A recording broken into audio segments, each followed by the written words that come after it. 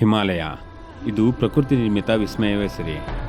ಹಿಮನದಿ, ಹೆಪ್ಪುಗಟ್ಟಿದ ಸರೋವರಗಳು, ಕೆರೆಗಳು, ಬಗೆ ಬಗೆಯ ಹೂಗಿಡಗಳು, ಹಚ್ಚ ಹಸಿರಿನ ಹುಲ್ಲುಗಾವಲು, ದಟ್ಟ ಕಾಡು, ಕಾಡು ಮೃಗಗಳು, ಹಿಮವದ್ದ ಶಿಖರಗಳು, ಹೀಗೆ ಸಾಕಷ್ಟು. ಇವುಗಳನ್ನು ಹತ್ತಿರದಿಂದ ವೀಕ್ಷಿಸಿ ಮೈಮರೆಯುವ ಹಂಬಲ ನನ್ನಲ್ಲಿ ಮುಗಿಲಷ್ಟು.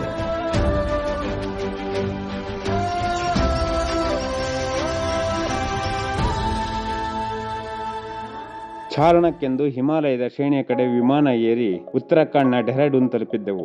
ಅಲ್ಲಿಂದ ಉತ್ತರಕಾಶಿ ಜಿಲ್ಲೆಯ ರೈತಾಲ್ ಎಂಬ ಊರಿನೆಡೆಗೆ ಹೊರಟೆ. ಅದೆಷ್ಟೋ ಬೆಟ್ಟ, ಸೇತುವೆ, ಕಣಿವೆಗಳನ್ನು ದಾಟಿ ರೈತಾಲನ್ನು ಹೊಕ್ಕಿದ್ದೆವು.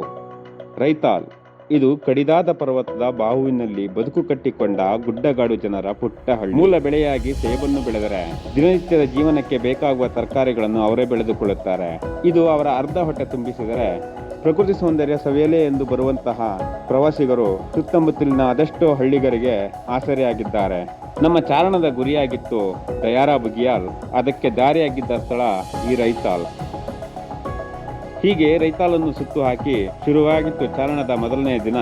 ಆಗ ಗಂಟೆ 11ಕ್ಕೆ ತಿರುಗಿತ್ತು.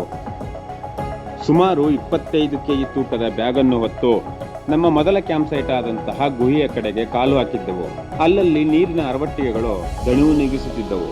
ಪರ್ವತಗಳಲ್ಲಿ ಸರಕು ಸರಂಜಾಮುಗಳನ್ನು ಹೊತ್ತೊಯ್ಯಲು ಕುದುರೆಗಳನ್ನ ಬಳಸಿದ್ದು ದಾರಿಯುದ್ದಕ್ಕೂ ಕಂಡೆವು. ಶ್ವಾನಗಳು ನಮ್ಮನ್ನು ಮೈದಡವಿ ಬರಮಾಡಿಕೊಂಡವು. ದಾರಿಯ ಮಧ್ಯೆ ದಣಿದೆವು.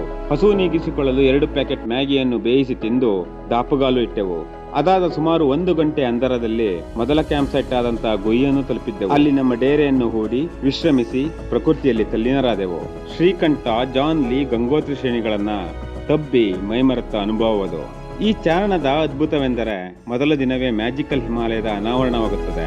ಈ ಗುಹೆ ಎಂಬ ಸ್ಥಳ ಪ್ರವಾಸಿಗರಿಗೆ ಆಸೀನರಾಗಿ ಆ ರಮಣೀಯ ಕ್ಷಣಗಳನ್ನು ಕಣ್ತುಂಬಿಕೊಳ್ಳಲು ಅನುವು ಮಾಡಿಕೊಡುತ್ತದೆ.